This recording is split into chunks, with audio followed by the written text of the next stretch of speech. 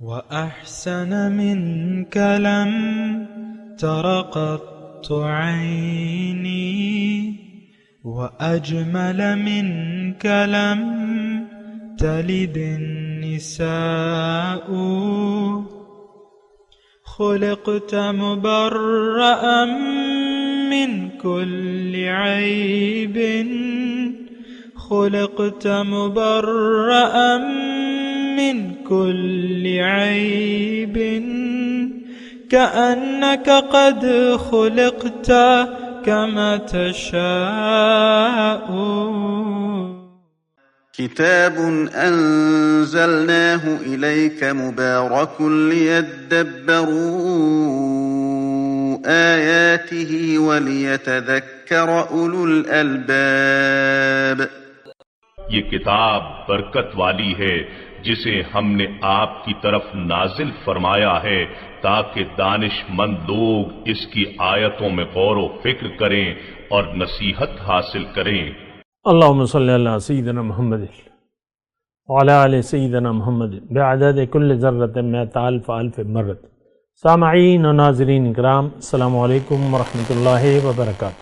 سامعین اکرام، سورہ طور آیت نمبر 1 سے 8، حصہ ہفتم 2707. درس کا نمبر، آج کا موضوع یوم آخرت کے حسی دلائل. اس کے ساتھ آج کے سبق کا آغاز کرتے ہیں. سب سے پہلے گزشتہ سبق کا اعادہ ہوگا. اعوذ باللہ من الشیطان الرجیم. پناہ مانگتا ہوں میں اللہ کی شیطان مردود سے. بسم اللہ الرحمن الرحیم. شروع اللہ کے نام سے جو بڑا مہربان نہایت رحم والا ہے. والطور. کوہ طور کی قسم. وکتاب مسطور. اور کتاب کی جو لکھی ہوئی ہے. فی رق منشور. کشادہ اوراق میں. والبیت المعمور. اور آباد گھر کی. والسقف المرفوع. اور اونچی چھت کی. والبحر المسجور. اور ابلتے ہوئے دریا کی. ان عذاب ربک لواقع. کہ تمہارے پروردگار کا عذاب واقع ہو کر رہے گا. ما له من دافع. اور اس کو کوئی روک نہیں سکے گا. سامعین اکرام، سورہ طور آیت نمبر 1. لفظی ترجمہ: والطور، کوہ طور کی قسم، و کتاب مسطور، اور لکھی ہوئی کتاب کی قسم، فی رق منشور، جو کھلے صحیفے میں ہے، والبیت المعمور، اور آباد گھر کی قسم، والسقف المرفوع، اور اونچی چھت کی قسم، والبحر المسجور، اور ابلتے ہوئے سمندر کی قسم. ان عذاب ربک لواقع، بے شک آپ کے رب کا عذاب ضرور واقع ہو کر رہے گا. ما لہ من دافع، اسے کوئی دفع کرنے والا نہیں ہے. سامعین اکرام، اللہ تعالیٰ کی خاص عطا سے سورہ طور کے مضامین کو ہم سمجھنے کی کوشش کر رہے ہیں. گزشتہ سبق میں طور پہاڑ پہ ہم نے سمجھنے کی کوشش کی تھی کہ یہ کیسے دلیل ہے. دیکھیں، جو بھی یہاں پہ قسمیں کھائی جا رہی ہیں، دیکھیں انسان کے ساتھ ایک مسئلہ ہے کہ انسان ظاہر کو دیکھتا ہے. اگر ظاہر اسے سمجھ میں آ جائے تو پھر یہ یقین کر لیتا ہے. یہاں جو بھی قسمیں کھائی جا رہی ہیں اس کا تعلق ظاہر سے ہے. ایک اکثر سوال ہوتا ہے، مجھ سے بھی بعض اوقات لوگ کرتے ہیں کہ بھئی یعنی ہمارا جو مقصد حیات ہے وہ تو ہمیں نظر نہیں آ رہا، باطن ہے، جنت ہے یا ذات باری تعالیٰ ہے، جو کچھ بھی ہے تو اس کا تعلق تو باطن سے ہے، وہ تو ہماری سمجھ میں نہیں آتا. ہم کیسے اس پر یقین کر لیں جبکہ یہ ظاہر ہمیں نظر آ رہا ہے. یہ میں ہوں، یہ میری بیوی ہے، یہ میرا شوہر ہے، یہ میرے بچے ہیں، یہ میرا کاروبار ہے، میرے پاس ایسٹس ہیں اور اثاثے ہیں، جو بھی ہے. یہ سب ہمیں نظر آ رہا ہے، جیسے کہ اللہ تعالیٰ نے ہمیں یہ فرمایا بھی ہے کہ تمہیں اچھی لگتی ہیں، لوگوں کو اچھی لگتی ہیں، زُيِّنَ لِلنَّاسِ حُبُّ الشَّهَوَاتِ مِنَ النِّسَاءِ، خواہشات کی محبت وہ عورتوں کی ہو سکتی ہے، اولاد کی ہو سکتی ہے، اور سونے چاندی کی ڈھیر، والقناطیر المقنطرۃ من الذهب والفضہ والخیل المسومہ، گھوڑے نشان زدہ، والانعام چارپائے، والحرث کھیتیاں. لیکن اللہ تعالیٰ فرما رہا ہے یہ چیزیں تو تمہیں اچھی لگتی ہیں لیکن یہ متاع دنیا ہے. لیکن یہ بھی اللہ تعالیٰ نے فرمایا قل متاع الدنیا قلیل، کہ دیکھو متاع دنیا اگر تم منزل بنا لیتے ہو تو یہ قلیل مدت کے لیے ہوگی تمہارے پاس. کتنا آدمی مزے کر لے گا، کتنا آدمی دنیا میں رہ لے گا، کتنا جو کچھ اس نے کمایا وہ اس کو استعمال کر لے گا. اکثر تو ہے ارب پتی لوگ بعض اوقات کھانے پینے کی پابندیاں لگ جاتی ہیں، یہ مت کھانا وہ مت کھانا، نمک چھوڑ دو. بلڈ پریشر کے مریض جو ہیں، شوگر کے مریضوں کو میٹھا منع ہو جاتا ہے مثال کے طور پہ، تو بعض اوقات ابلی ہوئی چیزیں کھاؤ، صرف ابلی ہوئی چیزیں. تو بہرحال دیکھیں، میں اپنے وہ سوال کی طرف آتا ہوں جو مجھ سے بعض لوگ کرتے ہیں بعض اوقات، کہ یہ چیزیں تو ہمیں نظر آ رہی ہیں اور جو اللہ تعالیٰ ہمیں جس طرف بلا رہا ہے اس کا تعلق تو باطن سے ہے. بات بڑی مزے کی ہے، سوال مزے کا ہے کہ یہ سب چیزیں تو نظر آ رہی ہیں، اس پر تو ہمارا یقین ہو گیا، یہ 5 لاکھ ہے، یہ 5 کروڑ ہے، یہ 10 تولے زیور ہے، یہ 100 تولے ہے، یہ 200 تولے ہے، یہ 2 بیٹے ہیں، یہ 4 بیٹے ہیں، 2 بیٹیاں ہیں، یہ بیوی ہے، یہ شوہر ہے، جو یہ میرے مکان ہے، یہ دکان ہے، یہ کارخانہ ہے، یہ ہے، میں MLA ہوں، میں آرمی چیف ہوں، میں 1 اسٹار جنرل ہوں، میں 4 اسٹار جنرل ہوں. کیا لیں؟ یہ نظر آ رہا ہے، اس کے پیچھے ہم دوڑ رہے ہیں، اسی کو ہم نے منزل بنا لی ہے. لیکن وہ سوال کی طرف میں آ رہا ہوں، تو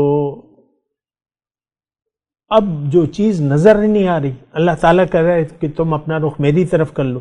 اللہ تعالیٰ تو ہمارے وہم و گمان سے بھی بالا تر چیز ہے. تو اب یہ سورت جو ہے سورہ طور، اس میں محسوسات اللہ تعالیٰ فرما رہا ہے، اگر تم سمجھنا چاہتے ہو یہ چیزیں دلائل ہیں تمہارے لیے کہ تم جزائے اعمال کے قائل ہو جاؤ اور دوبارہ زندگی کے تم قائل ہو جاؤ، اور یقین رکھو ان دلائل کی بنیاد پہ. دیکھیں میں بڑی قیمتی بات بتا رہا ہوں اللہ تعالیٰ کی خاص عطا سے، یہ ساری چیزیں محسوسات سے تعلق رکھتی ہیں. قرآن آپ ہاتھ میں لے لیں، کیا ہے بھئی؟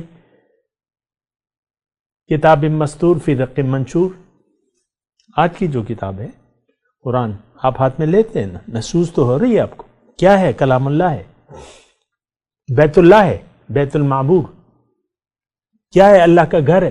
دیکھ رہے ہیں آپ، اللہ نے اپنا گھر بنا لیا اسے. اللہ، اور آسمان، سقف المرفوع، اونچی چھت. اب اونچی چھت کی تو ہماری وہم و گمان میں بھی، مطلب ہم دیکھ رہے ہیں اسے، دیکھ رہے ہیں. یہ رات کو آپ تاروں بھرا آسمان دیکھتے ہیں تو یہ تو آپ اپنی آنکھوں سے ہی دیکھتے ہیں. بعض اوقات ستارے جو ہیں ٹوٹ کے گرتے ہیں تو اس کی روشنی آتی ہے، اور سورج ہے اس میں، چاند ہے، سورج ہے، جو بھی ہے. یعنی ہم زمین پہ رہ رہے ہیں، باقی جو ہمارے اوپر ہے وہ آسمان ہے. یہ چیزیں نظر آ رہی ہیں. بحر المسجور، موجزن سمندر ابلتا ہوا نظر آ رہا ہے. آپ دیکھ لیں کبھی اگر آپ نے سفر کیا ہو، لامتناہی سمندر ہے، 3 حصے پانی اندازہ تو لگائے نا، 1 حصہ خشکی، 7 بڑے سمندر، بحیرہ عرب، بحیرہ الکاہل، جو بھی ہے. تو آپ دیکھیں کبھی کبھی آپ لوگ عمرے پہ جاتے ہیں، نیچے دیکھیں سمندر، 1 گھنٹے بعد یعنی تھوڑا سو جائیں، 1 گھنٹے بعد پھر سمندر، پھر سمندر، ختم ہی نہیں ہوتا. ہوائی جہاز کی رفتار سے آپ جا رہے ہیں. اتنا 3 حصے پانی. یہ تو اب یہ سمندر بھی نظر آ رہا ہے، اس پہ بات کرتے ہیں، لیکن میں آپ کو جو بنیادی بات ہے وہ میں بتا رہا ہوں. تو یہ دلائل اللہ تعالیٰ نے دیے کہ دیکھو ان چیزوں میں تم غور کرو. یہ دلائل ہیں کہ ان عذاب ربک لواقع، تمہارے رب کا عذاب جو ہے وہ ضرور واقع ہوگا، اور اس کو روکنے والا جب آئے گا تو کوئی روک نہیں سکتا اسے. ما لہ من دافع. تو یہ دیکھیں، میں آپ سے مخاطب ہوں، آپ سے بات چیت کر رہا ہوں. آپ کا دھیان کس طرف ہے؟ میری طرف ہے تو ٹھیک ہے، نہیں تو آپ ذرا کر لیں، میری طرف دھیان کر لیں. بات ذرا دیکھیں، بعض باتیں خوب غور و فکر کی متقاضی ہوتی ہیں کہ اس پر آپ خوب غور کریں، تب آپ کی وہ سمجھ میں آئیں گی. اب یہ سارے دلائل جو ہیں یہ ظاہری دلائل ہیں. کوہ طور کا پہاڑ آنکھوں کو نظر آ رہا ہے، کتاب آپ محسوس کر رہے ہیں، کتاب مستور، بیت المعمور، خانہ کعبہ کو ہم دیکھ رہے ہیں، سقف المرفوع، اونچی چھت، بحر مسجور، ابلتا ہوا سمندر نظر آ رہا ہے، ٹھاٹے مارتا ہوا سمندر. تو یہ سب دلائل ہیں. اچھا، اس میں نے بات کی تھی، طور پہ بات کی تھی، کتاب مستور اور فی رق منشور. اس کا خلاصہ یہ ہے، دیکھیں یہ بات تو میں نے گزشتہ سبق میں بھی آپ کو کہی تھی کہ رد عمل، یہ دنیا، یہ ساری دنیا، یہ ایک رد عمل کے نتیجے، ایک عمل کے نتیجے میں بنی ہے، یعنی ایک رد عمل ہوا ہے. میں نے آپ کو بتایا تھا دنیا میں ہم جو بھی کام کر رہے ہیں، چھوٹا ہو بڑا ہو جو بھی ہو، وہ ایک عمل کا نتیجے میں ہم اس کے نتائج حاصل کرتے ہیں. یہ بھی میں نے آپ کو بتایا تھا، میں ابھی دوبارہ نہیں جا رہا اس تفصیل میں. دنیا میں ہر جو بھی کام ہو رہے ہیں دنیا میں، چھوٹا ہو یا بڑا ہو، وہ ایک عمل کے نتیجے میں رد عمل ہوتا ہے، تو تب ہم وہ چیز ہو جاتی ہے. ہر رد عمل کے لیے عمل ضروری ہے، اور ہر عمل کا ایک رد عمل ہوتا ہے. یہ بنیادی بات. اب دیکھیں یہ کائنات کی پیدائش، اس کا خلاصہ کون ہے؟ انسان. آپ دیکھ لیں، آپ خود ہی اندازہ لگائیں نا. ضروری تو نہیں ہے ایک ایک بات میں آپ کو سامنے کھول کے رکھوں. خلاصہ کائنات ہے انسان، مقصود کائنات ہے. کائنات سے فائدہ اٹھانے والی واحد ذات جو ہے وہ حضرت انسان ہے. جس انداز سے ہم، ویسے تو جن بھی ہیں لیکن ان کا یعنی جزوی ہے، وہ تابع ہیں ہمارے، تو ہم انسان کا تذکرہ کرتے ہیں. اللہ تعالیٰ بھی انسان کا نام لیتا ہے، جنات کا نام کبھی کبھی لے لیتا ہے. تو انسان مقصود کائنات ہے. اب ہر عمل کا نتیجہ تو ہو رہا ہے، اور انسان کی پیدائش اللہ تعالیٰ کی اس کائنات میں سب سے بڑا عمل ہے.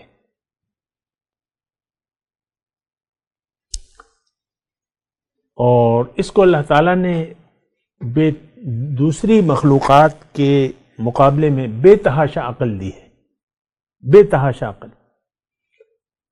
یہاں تک کہ زمین کی حدود کو پھاڑ کے چلا جاتا ہے. یہ چاند پہ، مریخ پہ جا رہا ہے، چاند پہ جا رہا ہے. اور یہ آپ دیکھ لیں، یہ سیارے جو ہم بھجوا رہے ہیں میزائل کے ذریعے، سارا نظام اسی سے چل رہا ہے جو بھی ہے. تو یہ انسان، میں مختصر مضمون کوشش کر رہا ہوں کہ یہ انسان خلاصہ کائنات ہے. یہ ایک بہت بڑا عمل کیا ہے اللہ تعالیٰ نے. باقی اعمال تو اس کے لیے ہے.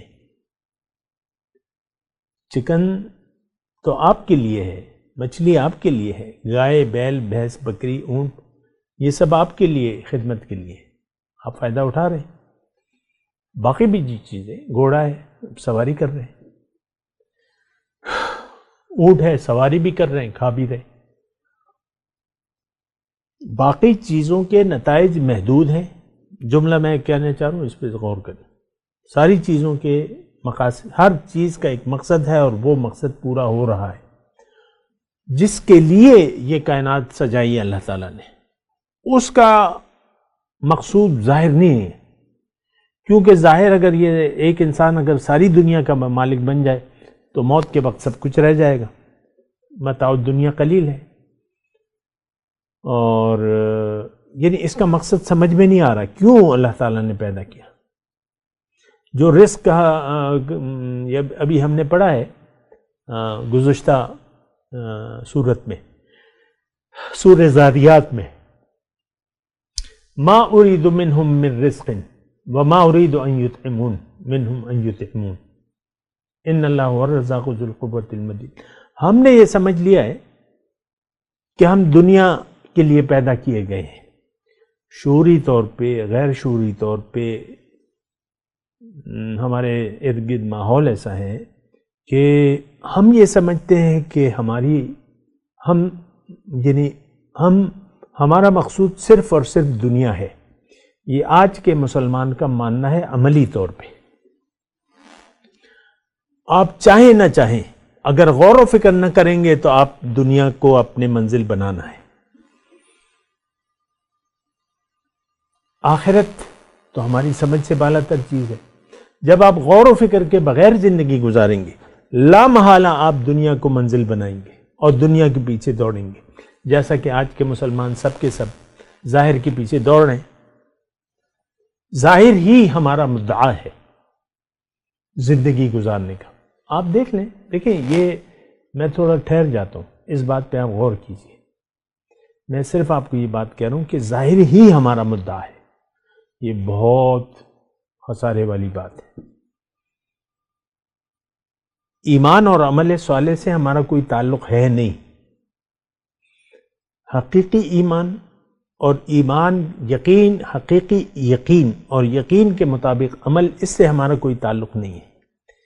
ایمان کو تو ہم جانتے بھی نہیں ہیں، ایمان ہے کیا چیز، وضاحت اس کی نہیں جانتے، نہ جاننا چاہتے، ہمیں ضرورت نہیں ہے۔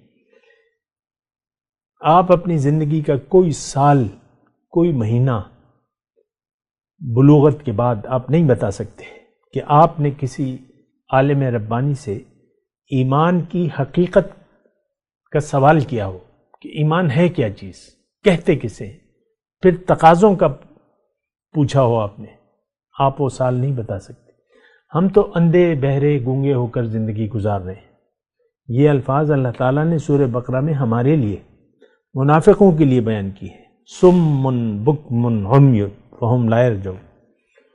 منافق کون ہے؟ آج کا مسلمان، یعنی آخرت سے بے خبر ہو کر دیکھیں ہم زندگی گزار رہے ہیں۔ یہ بڑی سیدھے سادے الفاظ ہیں، اس میں کوئی ایسی مشکل بات میں نہیں کہہ رہا۔ ہم سب اپنی آخرت سے بے خبر ہیں، اور میں تو نہیں کہہ رہا، یہ تو اللہ تعالیٰ نے سورہ تکاثر میں بیان کر دیا۔ الہاکم التکاثر حتی زرتم المقابر، دنیا کی دوڑ میں نے تمہیں غفلت میں ڈال دیا ہے۔ ہائے دنیا، ہائے دنیا، ہائے دنیا، ہائے دنیا۔ انسان مرتے مر جاتا ہے دنیا کی ہرس میں زیادہ ہوتا رہتا ہے، ہرس دنیا۔ حضور صلی اللہ علیہ وسلم نے فرمایا نا کہ اگر انسان کے پاس 2 درے سونے کے ہوں تو یہ تیسرے کی خواہش کرے گا۔ تو اب دیکھ لیں، میں بھی اسی معاشرے میں رہ رہا ہوں، ارد گرد ہمارے بوڑھے ہیں، 70-75 سال کے ہو گئے، پیسہ چاہیے، پیسہ چاہیے، پیسہ چاہیے، اور چاہیے، اور چاہیے، یہ لے لو، وہ لے لو، یہ کر لو، وہ کر لو، بتاؤ کیسے زیادہ پیسہ کمائیں گے۔ یہی ہرس ہے، یہ ایک آدمی کی کہانی تو نہیں ہے، ساری امت ہی اسی میں مبتلا ہے، پیسے کی دوڑ ہے۔ آپ کو میں نے ایک واقعہ بیان کیا تھا نا اپنی یادداشت کا، 25-30 سال پہلے کی بات ہے۔ ہمارے مردان میں ایک کپڑے کی مارکیٹ ہے، شاہین مارکیٹ کا نام ہے اس کا۔ ہمارے ارد گرد ایک اس میں دکاندار، مطلب وہ دکاندار تھا، اس کے بیٹے تھے، اور اب بیٹے جوان ہو گئے تھے، اب وہ 75 کے پیٹے میں تھا دکاندار، بچے جوان تھے، تو اس نے وہیں پر، وہ مارکیٹ بک رہی تھی، 2-3 دکانیں 4 دکانیں خرید لی ہوں گی، وہاں پہ ایک پلازا بنانا شروع کیا۔ بیٹے بھی میرے واقف تھے، بیٹوں سے میں نے کیا ہو رہا ہے یار، یہ ہمارے والد کی، کہتے ہیں میں اپنی آنکھوں کے سامنے اس کو دیکھنا چاہتا ہوں کھڑا ہوا پلازے کو، یہ حد ہے، یہ ہماری دیکھیں آخری خواہش، اللہ کی لعنت ہو دنیا داروں پر، آخری خواہش، اور کوئی خواہش ہی نہیں ہماری۔ آپ اپنے آپ کو دیکھ لیں، آپ کہاں پر کھڑے ہیں، تو آپ سے بات کر رہا ہوں، آپ کہاں پر کھڑے ہیں؟ آپ اللہ کے بندے ہیں کہ دنیا کے بندے ہیں؟ اپنے آپ سے سوال کریں، مجھے جواب نہ دیں۔ حساب آپ سے اللہ لے گا، ہمارے ذمے تو پہنچانا ہے، اللہ کی عطا سے جب تک ہو سکتا ہے ہم پہنچا رہے ہیں۔ فَإِنَّمَا عَلَيْكَ الْبَلَاغُ وَعَلَيْنَا الْحِسَابُ، حساب اللہ لے گا آپ سے، آپ اپنے خیر منائیں، چھوڑ دیں جو کچھ کر رہا ہے، آپ کیا کر رہے ہیں، آپ کس لیے زندہ ہیں، آپ کی سوچ کیا ہے؟ میں افسوس سے کہہ رہا ہوں کہ آج کا مسلمان، اس کا ضمیر مردہ ہو چکا ہے، دل پتھر ہو گیا اس کا، اب یہ نہیں چاہتا صرف دنیا کی زندگی۔ ابھی سورہ نجم آنے والی ہے، اللہ تعالیٰ نے زندگی دی تو اس پہ بھی بات کریں گے، وہاں ایک بڑی پیاری آیت ہے، فَأَعْرِضْ عَمَّنْ تَوَلَّى عَنْ ذِكْرِنَا وَلَمْ يُرِدْ إِلَّا الْحَيَاةَ الدُّنْيَا، اے نبی اس شخص سے اپنا رخ پھیر لیجئے جو پھر گیا میری یاد سے، اب یہ نہیں چاہتا صرف دنیا کی زندگی۔ تو ہم تو دنیا کے لیے زندہ ہیں، دنیا کے لیے، بس بات ختم ہو جاتی ہے۔ تو وَالطُّورِ وَكِتَابٍ مَّسْطُورٍ، یہ اپنے میں مضمون کی طرف آتا ہوں۔ دیکھیں، میں خلاصہ کلام یہ ہے، آپ سوچیں کہ اللہ تعالیٰ تو یہ فرما رہا ہے ان عذاب ربک لواقع ما لہ من دافع، تم جس انداز سے زندگی گزار رہے ہو، تمہارے رب کا عذاب تم پر مسلط ہونے والا ہے۔ اور میں دور کیوں جاؤں، آج جس نے بھی اللہ کی یاد سے منہ موڑ لیا ہے وہ مطمئن نہیں ہے، وہ خوش نہیں ہے، وہ پریشان ہے، وہ بدحال ہے۔ زندگی تو یہیں دوزخ بن جاتی ہے دنیا داروں کے لیے، اور مثالیں ہمارے سامنے ہیں، دنیا میں دیکھیں لوگ پریشان ہیں دنیا کے لیے۔ آپ اپنے وزیر اعظم، میں نام نہیں لیتا، وزیر اعظم ہیں، تھے، اب سابق ہو گئے، جب تھے تب بھی ان کا خون کھول رہا تھا مخالفوں کے خلاف، چور ڈاکو چور ڈاکو، اب بھی وہ خون کھول رہا ہے ان کا، NRO نہیں دوں گا، یہ نہیں کروں گا، وہ نہیں کروں گا، وہ نہیں کروں گا، بات نہیں کروں گا، ہاتھ نہیں ملاؤں گا، خون کھول رہا ہے۔ یہ ایک مثال ہے، آپ کی مثال ہے، وزیر اعظم کو چھوڑ دیں، ہمارے تو اخلاق قرآن کے نہیں ہیں۔ بیگم اور اس کا شوہر قرآنی اخلاق سے بالاتر ہو کے زندگی گزار رہے ہیں۔ بیوی کو شوہر کی اطاعت کا حکم ہے، لیکن بیوی کی اپنی مرضی ہے، اپنا سلوک ہے، اپنی بادشاہی ہے بیوی کی، جب چاہے ناراض ہو جائے، جب چاہے بولنے لگے۔ نفل عبادت بھی بیوی نہیں کر سکتی، شوہر سے اگر شوہر موجود ہو تو بیوی اس سے اجازت لے گی نفل عبادت یا نفل روزے کی، لیکن یہاں تو معاملہ ہی بالکل الٹا ہے، بیوی صاحبہ کی اپنی مرضی ہے، جو مرضی کہیں سروپ، گالیاں دیں، لاتے ہیں ماریں شوہر کو، وہ مختلف قسم کی عورتیں ہوتی ہیں، بہکے جا کے بیٹھ جائیں، واپس آنے کا نام ہی نہ لیں، شوہر منانے جائیں تو بیوی کے بھائی جو ہے وہ گولی مار دیتے ہیں، بعض اوقات قتل مقاتلہ ہو جاتا ہے۔ یہ حالت ہے ہماری۔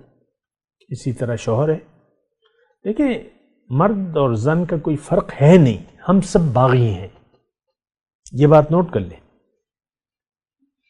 بیویاں خاص طور پہ یا شوہر خاص طور پہ میرا ٹارگٹ نہیں ہے، میرا ٹارگٹ آج کا مسلمان ہے جس کا اسلام سے کوئی واسطہ ہے ہی نہیں۔ ہم سب نفس کے بندے ہیں، بس بات ختم ہے۔ بہرحال یہ سارا مضمون میں آپ سے کہہ رہا ہوں یہ ہمارے لیے ہے۔ اللہ تعالیٰ ہمیں حصی دلائل دے رہے ہیں، حصی دلائل۔ فرعون کی لاش موجود ہے، آپ دیکھ رہے ہیں، دیکھ لیں یوٹیوب پہ دیکھ لیں، قاہرہ کے میوزیم میں پڑی بھی ہے۔ کوہی طور موجود ہے، دیکھ لیں جا کے۔ خانہ کعبہ اللہ کا گھر موجود ہے، دیکھ لیں جا کے۔ کتاب الہی آپ کے ہر گھر میں 3 4 قرآن 5 قرآن موجود ہیں۔ کیا ہے یہ؟ کلام الہی ہے، ہدایت ہے یہ۔ اس میں آخرت کی خبر ہے، اس میں پیغمبر کی اطاعت کی بات ہو رہی ہے، اس میں زندگی کے اخلاق کی بات ہو رہی ہے۔ آپ دیکھتے ہیں اسے؟ نہیں۔ آپ رات جب بادل نہ ہو تو رات کو دیکھیں یہ ستاروں بھری جو چھت ہے آسمان کی، آپ کو نظر نہیں آ رہی؟ دیکھ رہے ہیں آپ، آنکھوں سے کال، اور یہ سمندر ابلتا ہوا ٹھاٹے مارتا ہوا سمندر نہیں دیکھ رہے آپ؟ دیکھیں ہم تو یہ دیکھیں، میں آپ کو یہ باتیں تو کہہ رہا ہوں، مجھے اندر سے یہ دل کہہ رہا ہے کہ یہ باتیں یہ قوم سمجھنے والی نہیں ہے۔ تم جتنا بھی بولو گے یہ اس کے کان پہ جو نہیں دیں گے کہ دیکھیں ہمارا تو ایک مدعا ہے، یہ کیوں ہے جو بہا بھی کہ کان پہ جو نہیں رینگتی ہمارے، کیوں کہ دنیا کا دھوکہ لگ گیا ہے۔ ہم خوش فہمی ہے یا غلط فہمی ہے کہ دنیا اور حاصل دنیا یہ حقیقت ہے اور اصل ہے، اسی لیے تو آپ دوڑ رہے ہیں دنیا کے پیچھے۔ اللہ تو یہ ہے سارا مسئلہ، ہم دنیا کے لیے زندہ ہیں اور دنیا ہی ہمارا مدعا ہے، باقی تو باتیں ہیں۔ تو بہرحال میں اپنے مضمون کی طرف آتا ہوں۔ دیکھیں والبیت المعمور، آباد گھر۔ اب یہ ایک گھر کی جو تاریخ ہے، خانہ کعبہ کی میں بات کر رہا ہوں، یہ گھر ان اول بیت وضع للناس للذی ببکہ مبارک فیہ آیات بینات مقام ابراہیم۔ یہ پہلا گھر، یعنی دیکھیں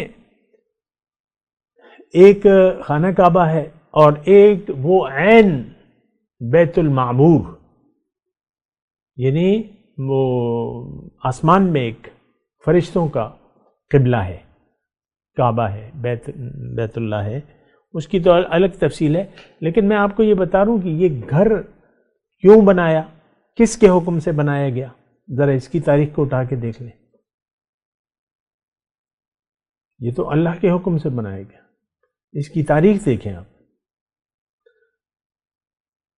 کہ ابراہیم علیہ السلام اپنے شیر خوار بچے اور اللہ کے حکم پہ، یعنی مکہ کے صحرا میں کوئی آبادی نہیں، ابھی تو لاکھوں لوگوں سے بھرا رہتا ہے، اس وقت کوئی آبادی نہیں تھی، نہ پانی نہ کوئی سسٹم کھانے پینے کا، اللہ نے حکم دیا۔ اب یہ دیکھیں یہ سارے دلائل ہیں، والبیت المعمور، آباد گھر۔ اب یہ آباد کس نے کیا، کس کے حکم سے ہوا؟ اللہ کے حکم سے۔ کس کے لیے بنایا گیا؟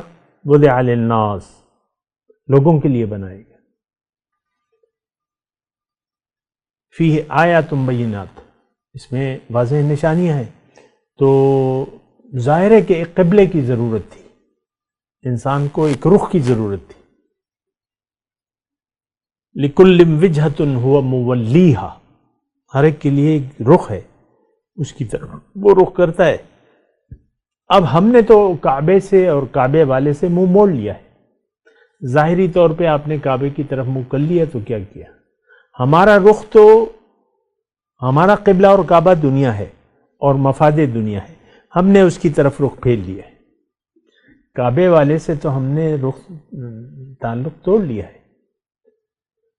تو ابراہیم علیہ السلام اللہ کے حکم سے، ظاہر ہے اللہ کا حکم تھا، اپنے شیر خوار بچے کو، حضرت اسماعیل علیہ السلام کو، اور ان کو لے کے آئے اور اس تپتے صحرا میں چھوڑ دیا. حکم تھا. اب جو دیکھیں اس میں ایک نقطہ ضمنی طور پہ آ رہا ہے، جب حکم ہو پھر اسباب کو آپ نے نہیں دیکھنا. اب انسان ہے وہ حکم تو آ گیا کہ اس تپتے صحرا میں دونوں کو چھوڑ دو، تو وہ تو حکم کے پابند تھے، لیکن تھے تو انسان. تو جب جانے لگے چھوڑ کے، تو بیوی نے کہا، بی بی ہاجرہ نے، کہاں جا رہے ہو؟ تو ان کے یعنی کوئی جواب نہ دے سکے وہ، کیونکہ حالات ایسے تھے، تپتا صحرا، اور وہ چھوڑ کے جانے لگے. 3 مرتبہ پوچھا، تیسری مرتبہ جب یعنی 2 مرتبہ جواب نہیں ملا تو تیسری مرتبہ انہوں نے یہ پوچھا کہ کیا اللہ کا حکم ہے؟ تو انہوں نے ہاں سر کے اشارے سے کہا کہ ہاں. تو وہ بیوی بھی پیغمبر کی تھی، انہوں نے کہا ٹھیک ہے اب جاؤ تم، اللہ کا حکم ہے. بس یہاں ایک نقطہ ہے، اس کو نوٹ کر لیں، پھر اجازت کا طالب ہوں. حکم آ گیا، اب اسباب کو نہیں دیکھنا آپ نے. یہ ہمارے لیے سبق ہے. اسباب جیسے بھی ہوں، تعمیل حکم ہو، سمعنا واطعنا. اسباب نہ بھی ہوں تو بے خطر کود پڑا آتش نمرود میں عشق، عقل تھی محو تماشائے لب بام ابھی. یہ ہونا چاہیے، یہ ہمارا جذبہ ہونا چاہیے. حکم اور تعمیل حکم، بس سنا اور ہم نے اطاعت کی. اسباب نہ بھی ہوں، آپ نے تعمیل حکم کرنی ہے. باقی معاملہ تو اللہ کے ہاتھ میں ہے. جو حکم دے رہا ہے وہ جانے اور اس کی حکمت جانے. اب وہی یعنی جگہ کچھ سال چکر لگاتے رہتے تھے. پھر حکم ہوا، جب بیٹا چلنے پھرنے کے قابل ہوا تو حکم ہوا کہ تم میرے لیے گھر بناؤ. تو بہرحال وہ پرانی بنیادوں پر جو بھی تھا، اس کی میں تاریخ میں نہیں جاتا، پرانی بنیادیں ڈھونڈی گئیں اور وہاں پہ گھر بنانا شروع کر دیا. مقام ابراہیم ابھی بھی ایک نشانی ہے. بہرحال بات کریں گے. میں تلاوت کرتا ہوں، میرے ساتھ دہرائیے. اعوذ باللہ من الشیطان الرجیم، بسم اللہ الرحمن الرحیم. والطور وکتاب مسطور فی رق منشور والبیت المعمور والسقف المرفوع والبحر المسجور ان عذاب ربک لواقع ما له من دافع. اب ان آیت کی تلاوت اور ترجمہ. اعوذ باللہ من الشیطان الرجیم. پناہ مانگتا ہوں میں اللہ کی شیطان مردود سے. بسم اللہ الرحمن الرحیم. شروع اللہ کے نام سے جو بڑا مہربان نہایت رحم والا ہے۔ والطور کوہ طور کی قسم، وکتاب مسطور اور کتاب کی جو لکھی ہوئی ہے، فی رق منشور کشادہ اوراق میں، والبیت المعمور اور آباد گھر کی، والسقف المرفوع اور اونچی چھت کی، والبحر المسجور اور ابلتے ہوئے دریا کی، ان عذاب ربک لواقع کہ تمہارے پروردگار کا عذاب واقع ہو کر رہے گا، ما له من دافع اور اس کو کوئی روک نہیں سکے گا۔ اس کے ساتھ ہی آج کے درس کا وقت اختتام کو پہنچا۔ اگلے درس میں انشاءاللہ ملاقات ہوگی۔ وآخر دعوانا ان الحمدللہ رب العالمین، والسلام علیکم ورحمۃ اللہ وبرکاتہ۔ مولاي صل وسلم دائما أبدا على حبيبك خير الخلق كلهم